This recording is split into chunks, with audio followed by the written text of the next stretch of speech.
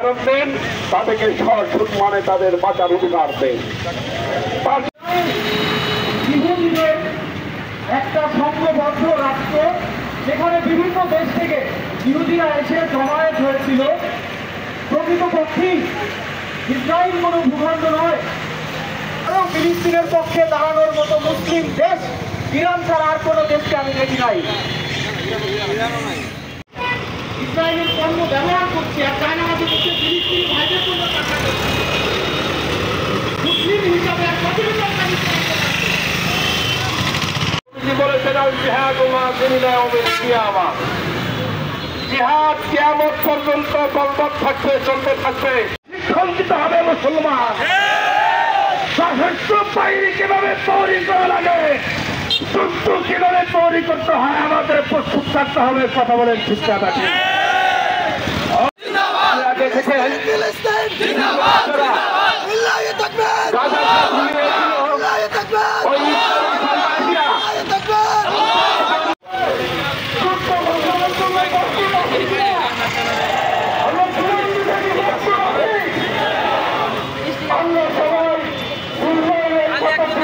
মুসলিম সম্প্রদায় আমরা এই যুদ্ধের জন্য প্রস্তুত আছি, এবং মুসলিম তার কারণ পৃথিবীতে দেখবে ইহুদিরা কি।